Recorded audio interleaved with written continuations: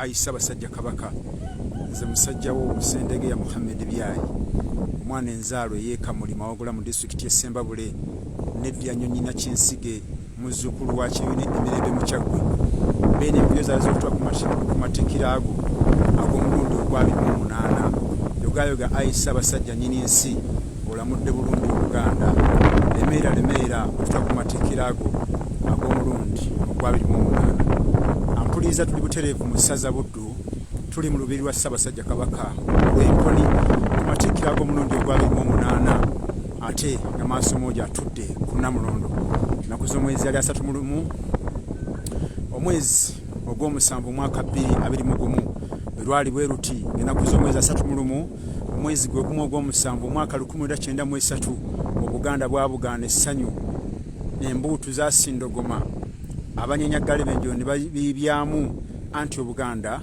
nga buddiziddwawo Ssaabasajja Kabaka Kolo yatuzibwa ku Namulondo ey'abajjajjabe mu 1993 ampuliriza nze Sendege ya Muhammad Byayi anjagadde ate nkutegeeze nti ndi butereevu kati mu lubiri lwa Ssaabasajja Kabaka Olwenkoni mu Buddu maze okutereera bubya era njagala kutegeeza nti buli kimu ekigenda maaso ngenda kikutuusaako tumanye enteekateeka bwe zigenda okutambula olunaku olwaleero ez'amatikkira ga Ssaabasajja Kabaka nyinimu Namunswa Ronald Mwenda Mutebi owokubiri ayi beene okoze bulungi nnyo omulembe guno gukwasa abavubuka era fe abavubuka tugamba nti lemeera yogayoga nyinimu Ssaabasajja Kabaka nyini Assebintu nyinimu Ronald Mwenda Mutebi owokubiri omwana wa Muteesa tokutegeeza gwe mulwabi wa CBS page timaaso moji omwera kubasi ye yasiima ne batandikawo omukuto gwa radio CBS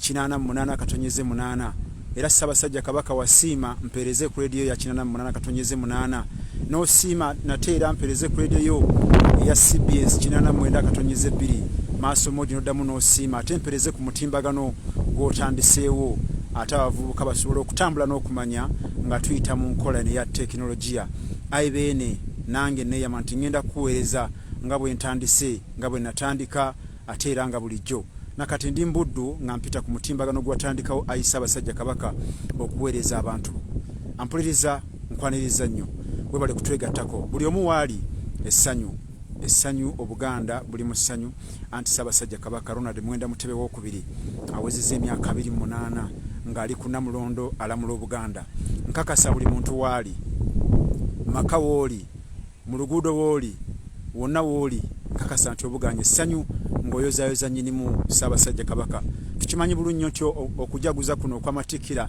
aga 28 kutuuse mu kiseera eky'okusoomoozebwa ennyo ekya science ekya coronavirus ekibadde nga kizinya bannayuganda n'ensi yonna akayirigombe naye kakasa nti abantu buli omu waali buli muntu waali asobodde okujagulizaako Ssaabasajja Kabaka maaso moji nyinimu yatuuse mu lubiri lwe Olwenkoni olunaku olwajjo akawungeezi k'eggulo ng'ava mu lubiri lwe ate najja eno gye yasuze kale olunaku olwaleero tugenda kutambula ffenna nga nkuwa kasavu kanyama akawonvu nakka kerigenda okubeera ffenna nga tukutegeeza ebigenda maaso wano mu lubiri lwa Ssaabasajja Kabaka Olwenkoni ssaza lino Buddu lya byafaayo nnyo era bannabuddu mwalaze Ssaabasajja Kabaka essanyu Ssaabasajja yasiimye olunaku lwajjo n'awubira ku bantu be ate yavudde n'emmotoka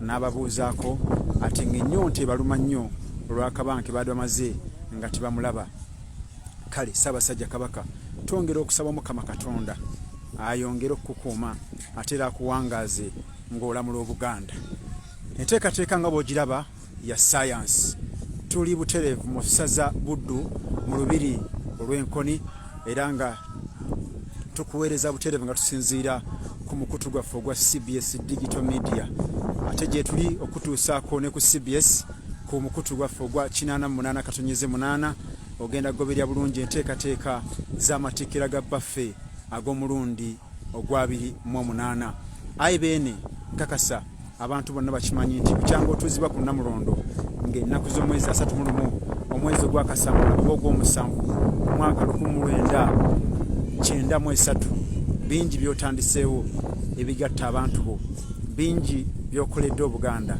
ekimu ku byo kisinza kubuusa maaso okoze kinene nnyo beeno okugatta abantu bo okugatta okuleeta obumu mu bantu babawangaalya wano n'ebweru wa Buganda ne Uganda. Ayi Ssaabasajja Kabaka asiima n'otandikawo leediyo eno CBS abantu ko bayise okufuuka abetutumu ate ne batuusa ebirowoozo ebizimba eri abantu bo. CBS gye watandikawo ate naye ezadde Pewosa mwe tuyise okuyiga okutereka okwewola ensimbi ne tufuuka bamusiga nsimbi ddala nga tusinziira mu bibiina byaffe ebyo ebya CBS Pewosa. Ayi beene amawulire ge tutuusiza eri abantu bo nga tuyita ku CBS Radio gaganyiddwa bulungi abantu bo era obujulizi bazze babuwa. Ssaabasajja Kabaka era wasiima n'otandikawo omukutu gwa BBS Terefayina ensonga z'amawulire zituuse bulungi nnyo eri abantu bo ate nga tegeesittaza amawulire ageesigika amawulire g'olowooza nti oba ogawulidde ekyamazima okyusa bulungi ku bulamu bwo. Beene bukyanga otuuzibwa ku Namulondo otumbudde ebyenjigiriza otwogerya kati amatendekero agali wansi w'Obwakabaka gawerera ddala. Ayi beene ate nze sinza kukoma kwebaza kubanga n'omukyala gwe nnina ewaka Nakalanda Aisha yatuulira ku ssettendekero wa Muteesa One Royal University ate era yasomera ku nsawo yo eya Kabaka Education Fund.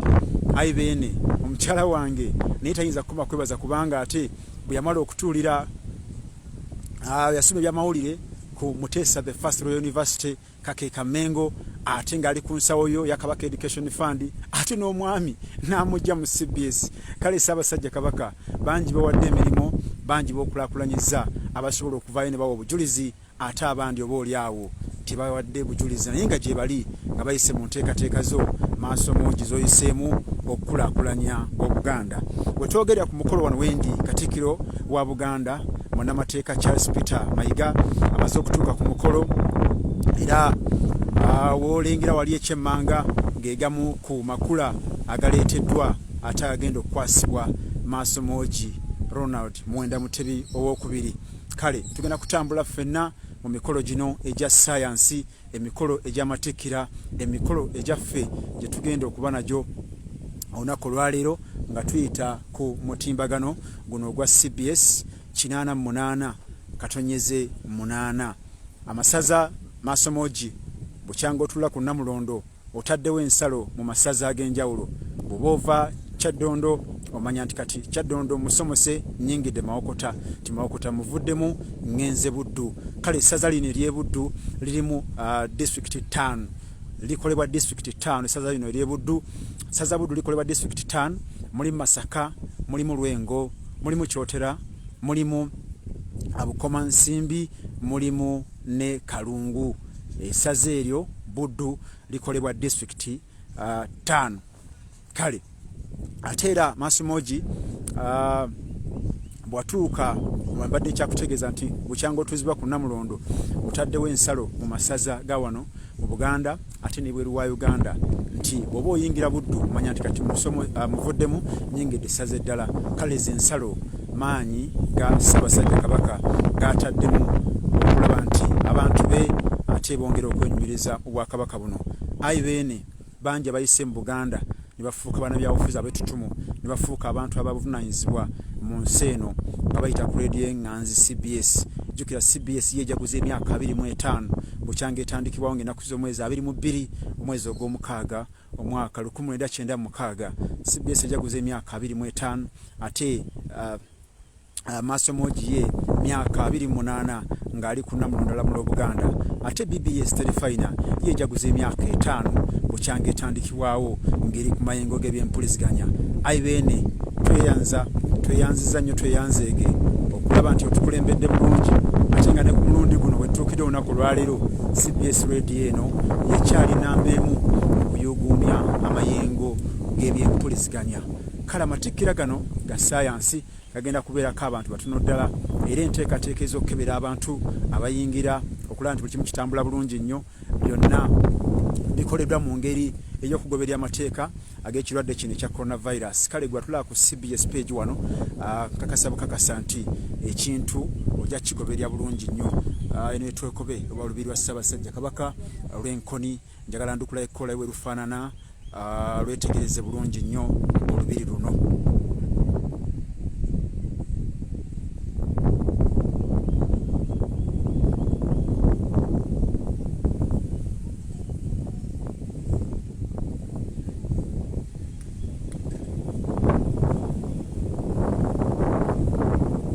Ngamba ntalaba bulungi ngende closer. Okay,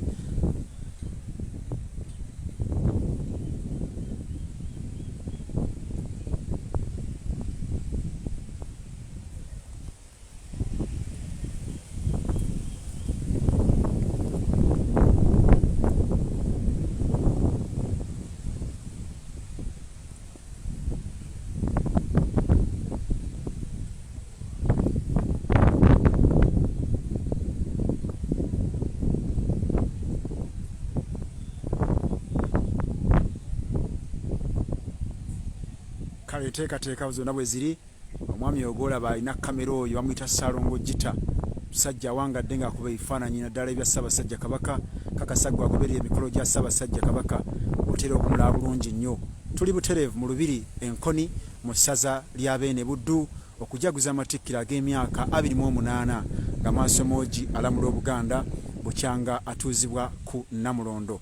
Njala kubuuza ku bantu mwenna abali mu masaza 18 omuli Kyaddondo, muli Buddu, masaza gali 18 naye kati Buddu wano ye yeridde empanga era Buddu egamba nti alhamdulillah ebintu bitambula bulungi nnyo. Nze nva Mawogola si kirinaako mutawaana gwonna wonna wooli oba ojaganyiza amatikkira gano ag'omulundi guno ogwa 28. Ate nkakasa mwenna abaamaze okukola bulungi bwansi wakati mu kujaguza emikolo gy'amatikkira gano. Waliwo ebyakoleddwa nga tunatuuka ku lunaku luno mulindwa. Wabaddewo akasiiki olunaku lwajjo, akasiiki k'amatikkira ku CBS radio eno kwoli kwennyini kakulembeddwamu DJ Mbazira Tone omwana okuva e Buddu Masaka Bugabira. Kakati ate ne ku Terefayina BBS kwabaddeko era akasiiki k'amatikkira ga nnyinimu. Ate era waliwo okubaganya ebirowoozo ku nsonga ye Mailoland y'ettaka eri abavubuka, era nga olukiiko lwa Buganda bavubuka lwateekateeka omusomo ogwo ng'Oweekitiibwa Daudi Mpanga minisita mu Bwakabaka avunaanyizibwa ku nsonga ez'enkizo yali butereevu mu mitambo gy'omusomo ogwo. Ye yali omuntu omukulu mu kusomesa oba mu kulambika abavubuka ku nteekateeka eya Mailoland, ate ng'omukubiriza yali Dr. Sam Kaziwe. Kale bulungi bwansi akoleddwa ate era n'obusiki okuva mu bitundu ebyenjawulo wakati mu kujaguza n'okujjukira amatikkira agano ag'omulundi ogwa 28 wano mu ssaza Buddu. Akati olunaku olwaleero lwe lunaku mulindwa nga tuli wano mu lubiri Enkoni. Ebyenkulaga yemu ku nteekateeka nga bweri wakati mu kuteekawo amabanga okwewala ekirwadde kino ekya coronavirus. Enteekateeka ezigenda mu maaso, ab'ebyokwerinda we bali nnyo, buli kimu kulana tukitambula bulungi nnyo. Abagenyi bayite be bokka bagenda okukkirizibwa okutuula wano, ate era bagenda okukkirizibwa okutuula mu butebe kubanga kaadi zaagabiddwa, ate era n'okugemebwa okukeberebwa abantu bakebeddwa COVID. Nange bompulira wano kamwa koogera nina ebbaluwa eraga nti coronavirus nakebereddwa era n'ensangibwa nga sirina. So buli ali wano akakasiddwa butereevu nti talina kirwadde kino ekikambwe ekya coronavirus. Kale nyongera okutegeeza nti wakati mu kujaguza amatikkira gano ag'omulundi ogwa 28 tukirina kwerabira kusabira Ssaabasajja Kabaka Ronald Mwenda Mutebi II okumuwonga eri Omukama Katonda ng'olunaku lwaleero baddewo okusaba Lutikko Erubaga okusabira Maasomoogi mugira mukuuma era mutuwangalize olw'ebirungi nkokolo byakoledde Obuganda. Obuyimba obwo bwowulira obuyimba buseenekerevu obwo obusuusuute empalabwa empologoma Ssaabasajja Kabaka Ronald Mwenda Mutebi II ku ngeri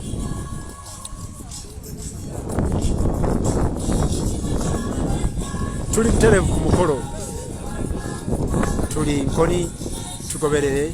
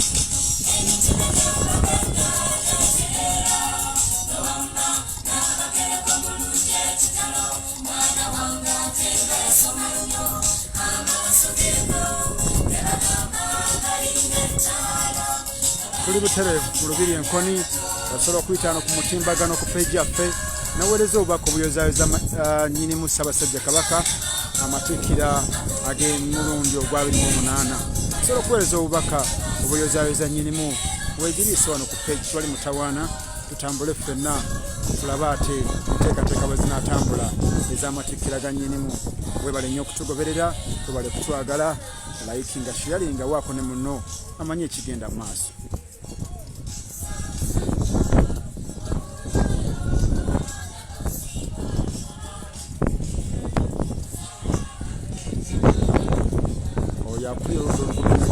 Parliament w'ekitiibwa Mathias Mpuuga era naye amaze okutuuka wano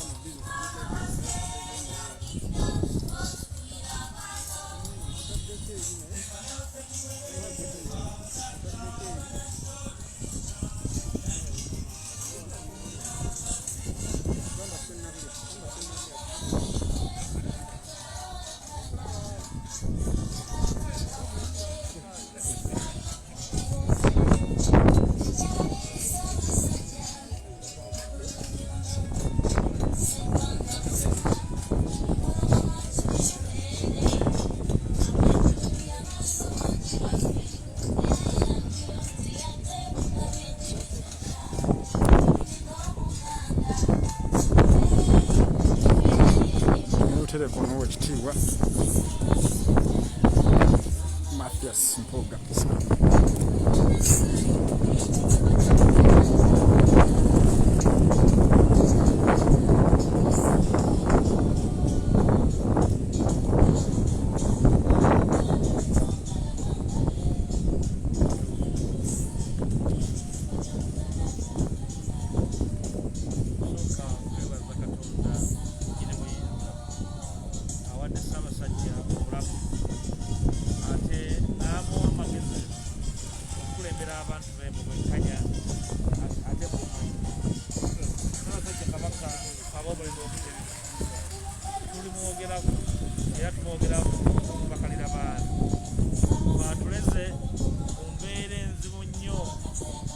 Najjawo omuwaatwa gwe yasanga mu nsi ye, ensi ye ng'esaasaanyiddwa.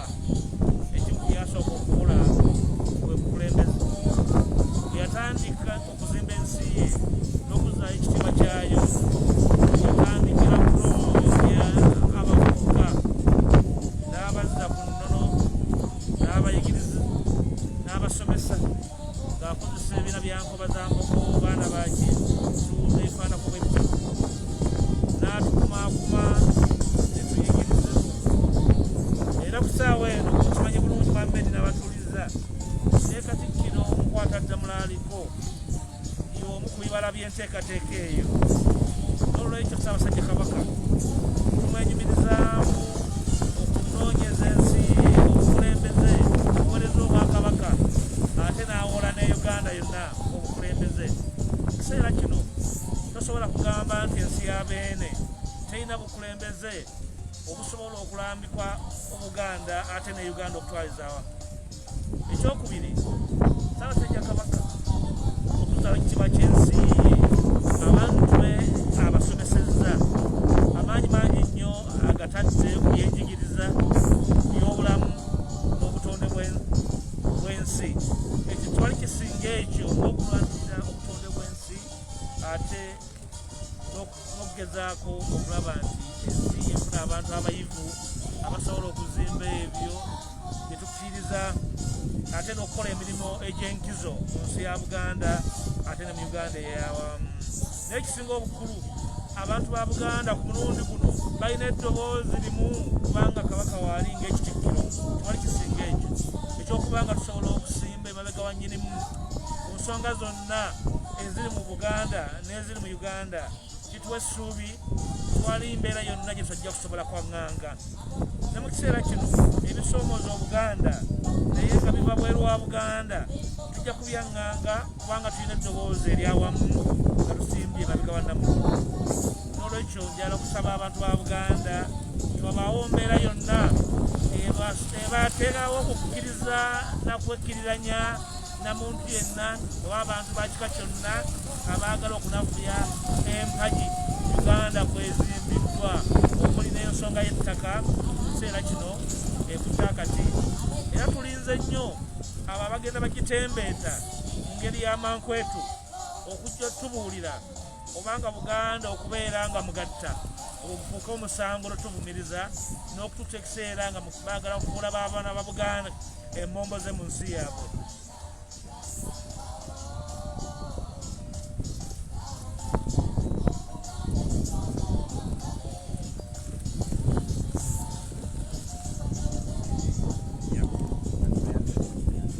Mwebale nnyo oyo ow'ekitiibwa Mathias Mpuuga Nsamba. Owekitiibwa Mathias Mpuuga Nsamba yakulira oludda oluvuganya gavumenti mu Paalamenti ya Uganda ate munnakibiina kya NUP. Yabadde butereevu ku CBS FM naye njagala mukuwe omanye ensonga lwaki yenyumiriza mu Bwakabaka mu myaka gino 28 bukyanga Ssaabasajja Kabaka atuuzibwa ku Namulondo. Kale tugoberere ffenna tutambule ffenna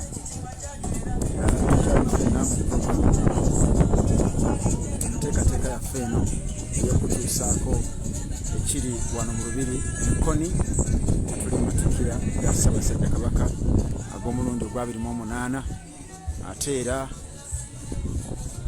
essaawa yonna emikolo gyatandise dda naye speech oba okwogera essaawa yonna kujja kugibwako akawuuwo. Omulama gw'omwaka guno gugamba nti obuwangwa n'ennono entabiro y'enkulaakulana.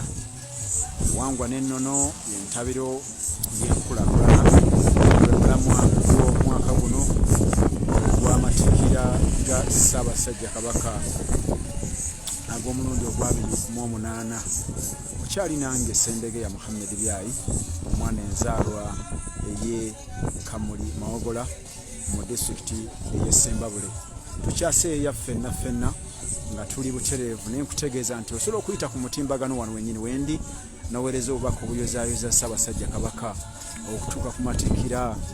Ebiseera ebyo wali okola 1993 yatuuzibwa ku Namulondo. Wali luddawo ebiseera ebyo kikyojjukira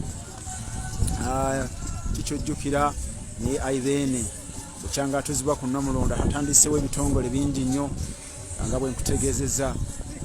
Ekitongole kye tulimuko kyennyini kya CBS ataddewo ebitongole nga Namulondo Investments, waliwo Bikal, waliwo ebikoleddwa nga Ketu Telecom, Ketu Airtel, Ketu nayo mpuliziganya ya Bwakabaka.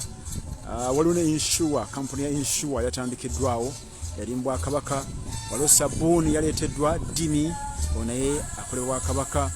Ate waliwo ne butto eyaleeteddwa ali Katale ayitibwa Samuli. Byonna bibala bya Ssaabasajja Kabaka ebya Buganda bukyanga atuuzibwa ku Namulondo mu mwaka gwa 1993.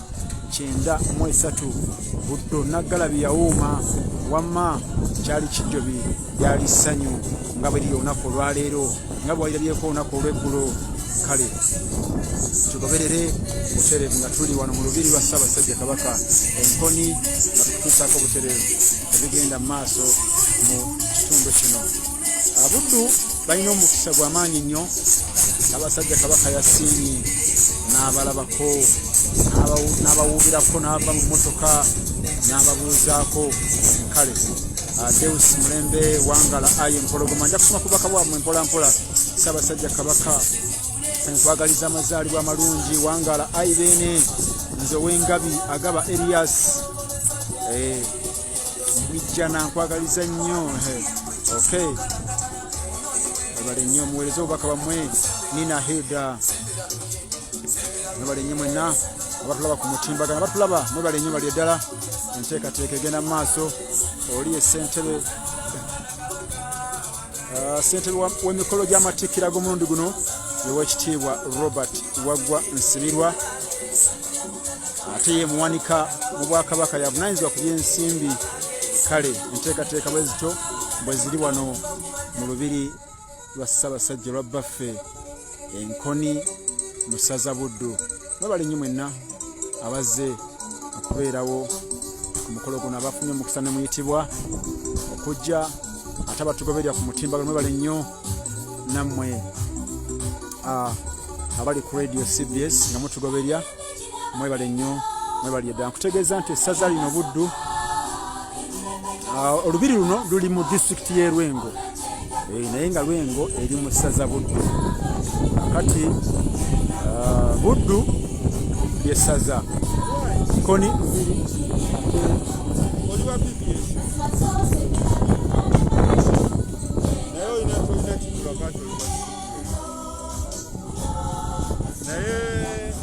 Soko